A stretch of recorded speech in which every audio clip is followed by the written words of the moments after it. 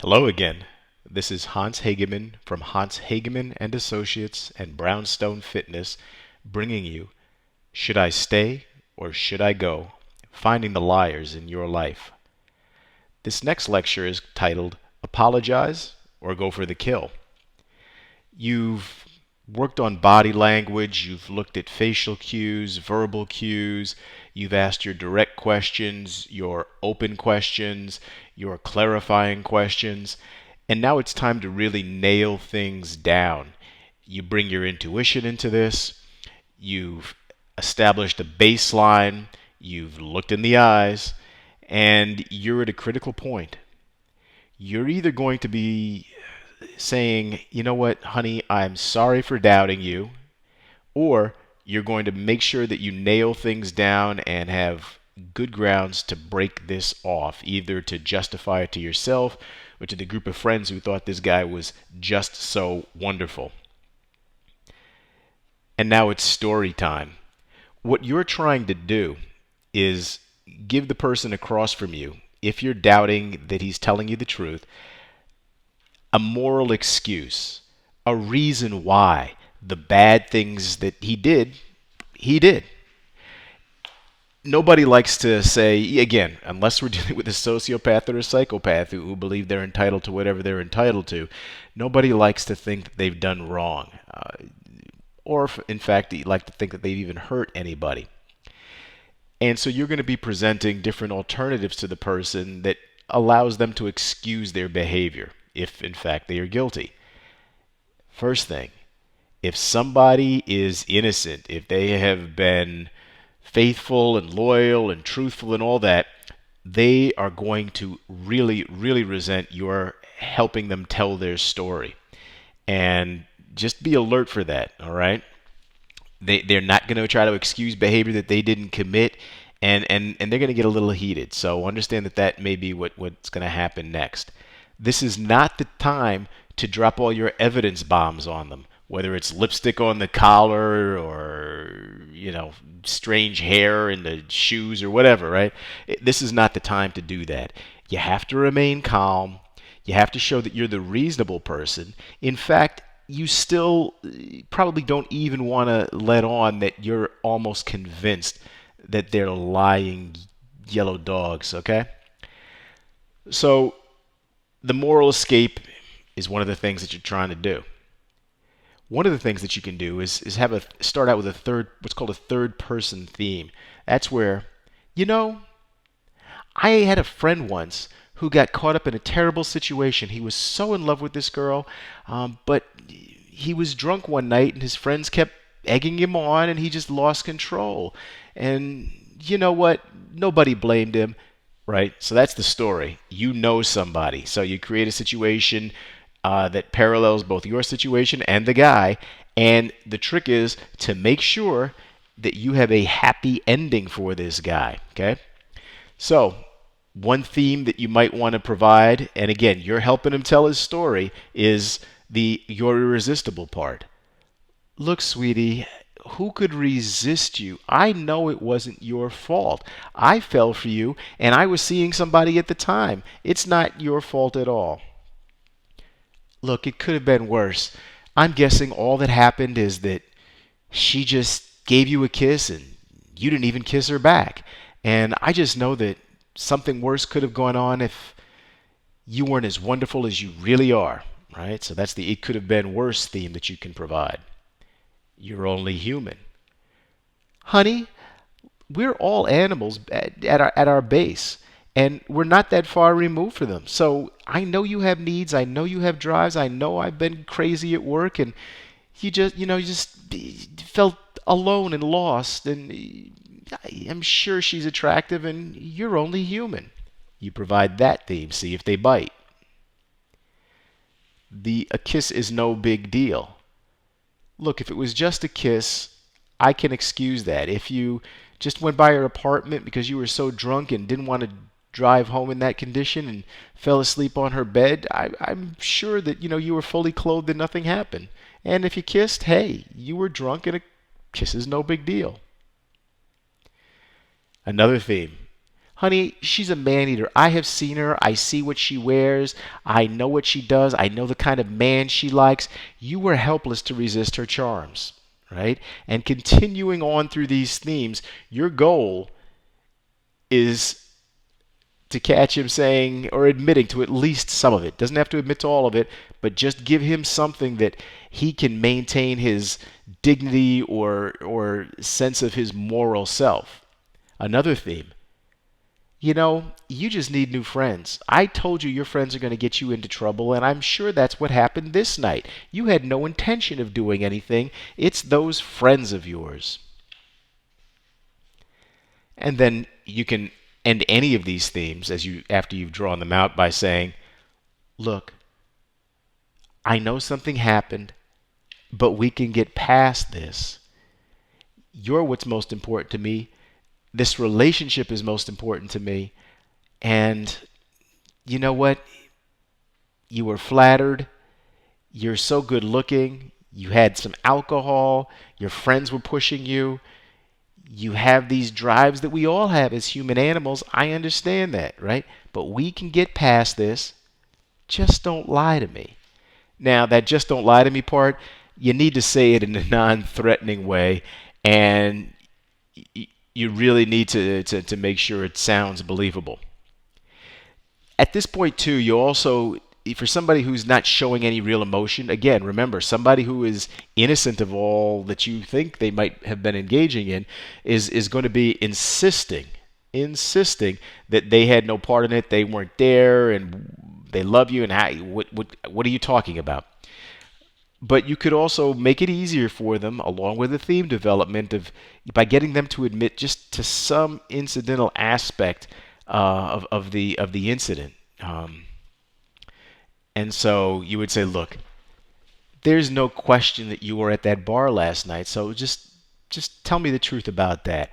I'm sure nothing else happened, but please don't lie to me about being at the bar," right? The bar is an incidental piece on the surface, but it's going to allow you to get some traction to hone in and get to the bottom of this.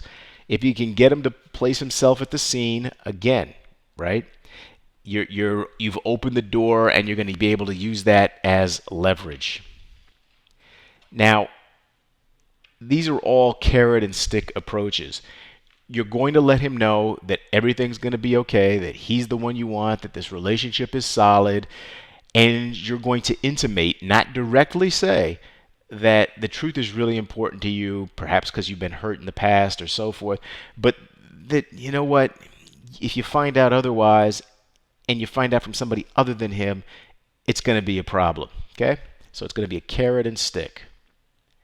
This is kind of a woo-woo thing that I'm going to share with you, but it's called zipping and unzipping. It goes into the person's subconscious. If you look at a person and you're looking at in the general direction of their face or their chin or their mouth, and then slowly, even so slowly that they don't, or so unobtrusively that they don't even notice, your gaze shifts all the way down their body to their pubic bone and then back up or off to the side. That's called unzipping.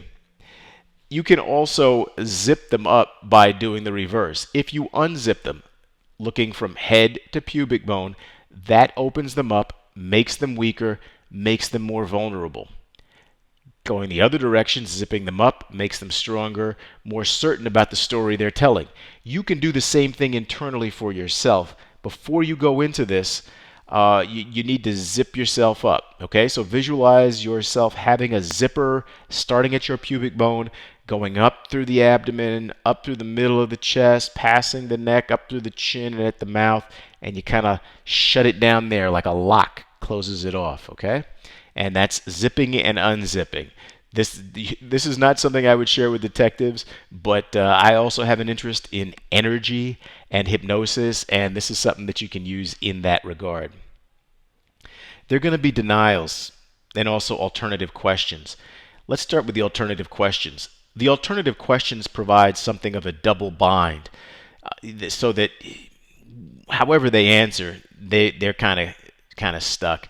And so it's something like, "Look, you were either at the bar and getting her number and making arrangements to meet her later, or you skipped that part and went right to her home or your apartment and did that nasty stuff. Okay? So which is it, right? It's a double bind. They can't win. Again, somebody who's innocent of these things is going to get really upset that you provided them with the double bind. Somebody who is guilty of these will try to dance around and not deal with the details of what you've laid out, but will provide different excuses such as I'm not that kind of a person, I'm very moral, I've never cheated on anybody. Those kinds of general objections. They're not denials; those are objections, and there's a difference. So you need to forestall any denials or objections as well. You can anticipate them. So, what might he say? You put it out there first. This is a debate technique. You put it out there first, take the weight away. He knows that, well, okay, can't go there. And so they have to move on to the next thing. If somebody's innocent when they're, and again, this is another time where you're looking at body language. You might want to start to move in. You're about 4 feet away. There are no barriers between you, right? Because you want to see the feet, you want to see the body language, you want to see the expression. You've got a soft gaze, but you might want to start moving in closer. Just scoot your chair up. If they're looking away, you may want to call their attention to an external object to get their attention back on you. You want to maybe move into their gaze so that they can't block off or hide, like we've talked about in some of the other lectures. Now, somebody who's innocent of these things is going to look you straight in the eye, probably lean forward in their chair, and be very assertive and very aggressive and say something like, you're wrong, you're crazy if you think I would do something like that. Okay? So somebody who is being deceptive is not going to use descriptive language, as I mentioned. They're going to say, I didn't say anything to her. I didn't do that. That's not very descriptive. They're going to slouch in the chair. They're going to turn their bodies to the side, move their feet towards the door, just like we talked about.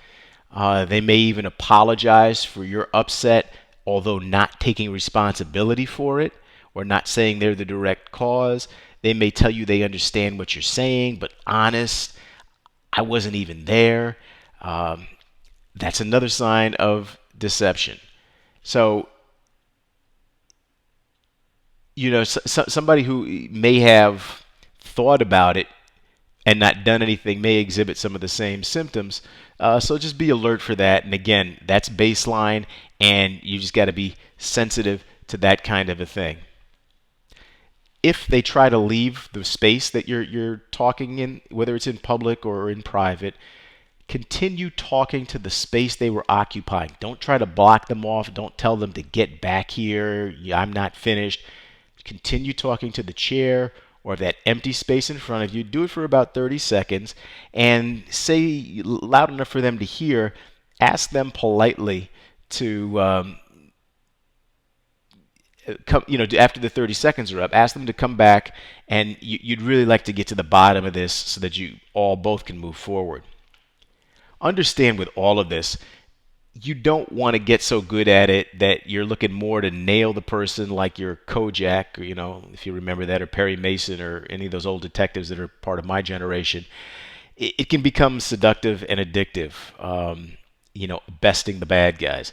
But it'll also become an unhealthy normal, and you may subconsciously start becoming even more attracted to the wrong kind of guy. You don't want that.